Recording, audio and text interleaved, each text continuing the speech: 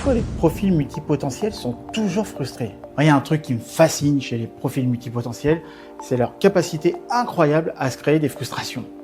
Vous êtes assis à votre bureau, concentré, prêt à travailler, et là, bam, vous avez une idée. Vous la notez dans votre carnet qui, on le sait déjà, déborde déjà de dizaines d'idées géniales. Vous avez 10 projets en tête, tous ont l'air plus excitants que l'autre. Vous vous sentez porté par votre enthousiasme et une certaine énergie. Vous avez le feu sacré. Mais quelques jours plus tard, ce feu s'éteint.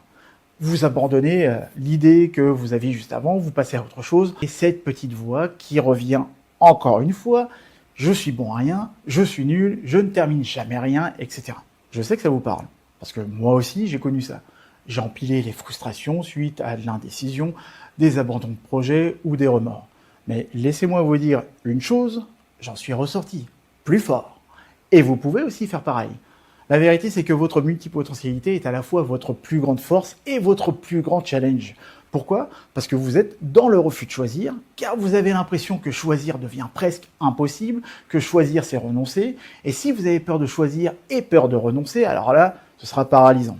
En réalité, vous êtes face à une surabondance d'options, comme une sorte de buffet à volonté de projets et d'envies. Et au lieu d'avancer, vous vous retrouvez paralysé. C'est ce que l'on appelle le paradoxe du choix, couplé à la malédiction de Vinci. Mais attention, c'est pas une punition, c'est un challenge à relever. C'est un appel à arrêter d'être spectateur de votre éparpillement et à devenir le maître de votre propre vie. Dans ce nouvel épisode, on va s'attaquer à ces questions.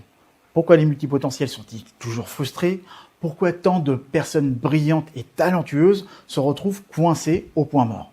Comment transformer cette profusion d'idées en une puissance créatrice? Et surtout, comment passer de l'inconstance à l'action alignée pour enfin avancer? Parce que votre potentiel est énorme, mais il est temps d'arrêter de le subir et de commencer à le dompter. Croyez-moi, si vous canalisez cette énergie, si vous choisissez avec intention, vous vous sentirez enfin bien avec vous-même. Je vais vous poser une question qui va peut-être vous surprendre, mais que vous allez très vite comprendre. Peut-être que vous aussi, vous posez cette question très simple. Pourquoi ai-je parfois l'impression que les gens deviennent de plus en plus bêtes? En réalité, ils ne le sont pas. Le problème, c'est que le fossé se creuse de plus en plus entre ceux qui cultivent leur curiosité, qui ont une curiosité intellectuelle, et ceux qui s'arrêtent à la surface, disons ça comme ça. La curiosité, c'est comme un muscle, ça se développe et vous pouvez aussi l'atrophier d'une certaine manière. Mais ceux qui ne s'opposent pas de questions et qui ne cherchent pas à comprendre peuvent paraître pour des personnes un petit peu bêtes. Mais parce qu'elles stagnent, et elles sont enfermées dans un monde de certitude. À l'inverse, les personnes qui sont curieuses, elles continuent de grandir, à explorer et surtout à connecter des idées, à faire des liens que les autres ne voient pas forcément. Ce sont ces personnes-là qui avancent, tandis que les autres s'arrêtent. Le monde évolue à une vitesse, mais tout va trop vite, tout va de plus en plus vite. Ça peut même devenir anxiogène. Mais pour atténuer cette anxiété, la curiosité est selon moi un avantage compétitif. C'est plus simplement une qualité aujourd'hui, c'est une nécessité. Mais c'est là que le paradoxe surgit. On est dans une époque qui continue de récompenser les spécialistes. Les recruteurs et les responsables RH qui cherchent à attirer et fidéliser les meilleurs talents devraient vraiment s'intéresser aux profils multipotentiels. Pourquoi? Parce que tout simplement, beaucoup de ces esprits sont brillants, curieux et multitalentueux. Et les RH, elles vont soit les appeler de manière positive les généralistes, ou soit les considérer comme des profils atypiques, et ça sera connoté négativement. Et ils se retrouvent piégés par une réalité frustrante, le monde professionnel qui privilégie encore les spécialistes. Résultat, ces personnes-là, les profils multipotentiels, luttent pour trouver leur place. Et pourtant, ce sont ces généralistes, qui sont très souvent curieux, des touche-à-tout, qui finissent par tirer leur épingle du jeu.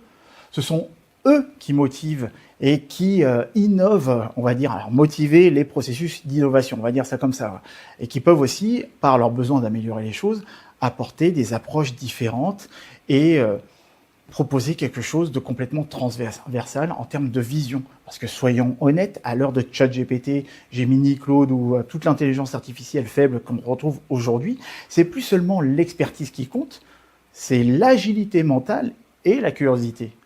Ceux qui se contentent de ce qu'ils savent aujourd'hui risquent de se retrouver bloqués demain.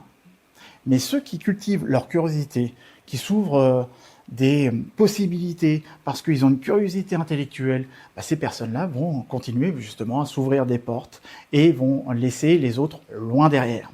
Donc la question n'est pas qui est bête ou intelligent, mais plutôt êtes-vous encore en train de chercher, d'apprendre, d'explorer et de vous connecter au monde qui vous entoure.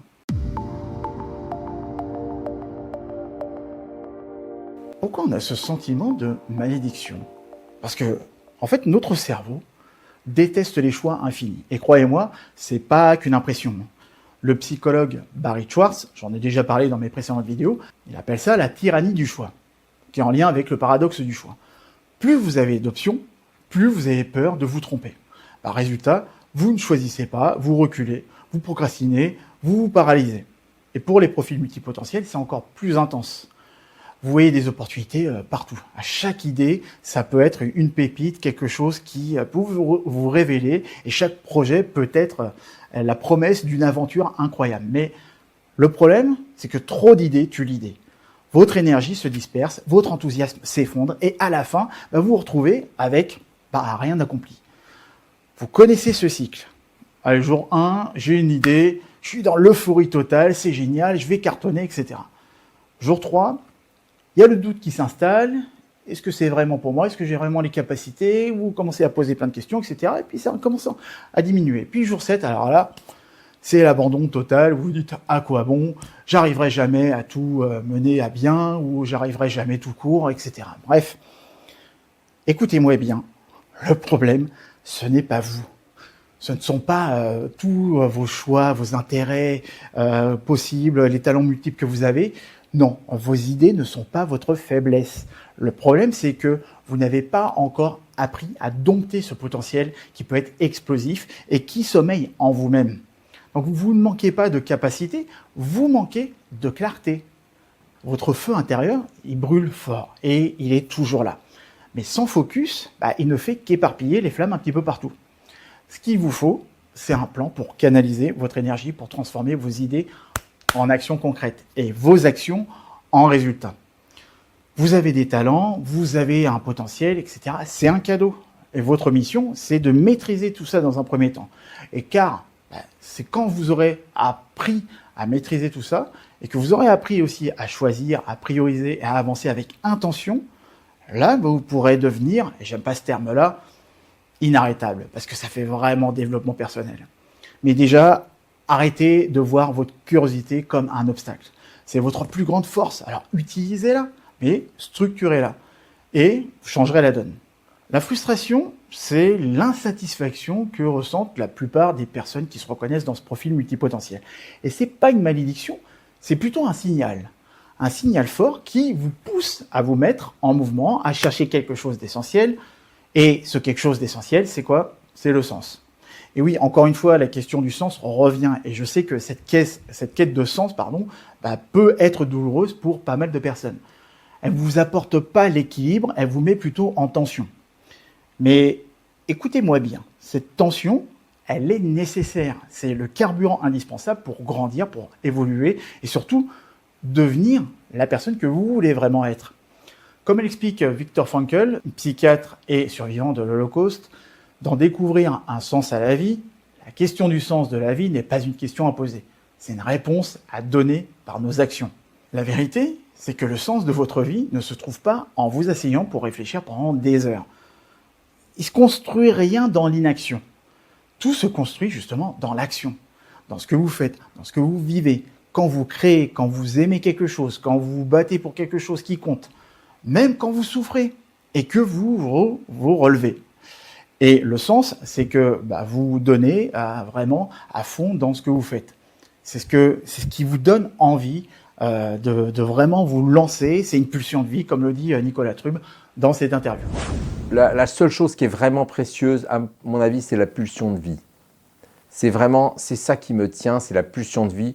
Je veux que les choses se fassent, je veux que les projets aboutissent, je veux que cette entreprise survive et j'arrive toujours à trouver un moyen de la faire survivre. C'est pas une révélation magique, c'est une décision quotidienne d'avancer, de progresser et de vous challenger pour devenir meilleur.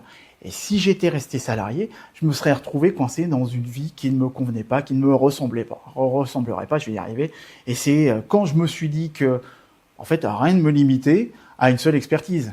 Et que peut-être avoir plusieurs expertises et les vendre, les monétiser à des entreprises pourrait être pas aussi compliqué que ça. Mais c'est tellement plus enrichissant quand vous commencez à obtenir des résultats. Et c'est exactement ça qu'il vous faut faire, parce que vous avez une carte à jouer en tant que profil multipotentiel. Pourquoi? Parce qu'en fait, on est en quête permanente.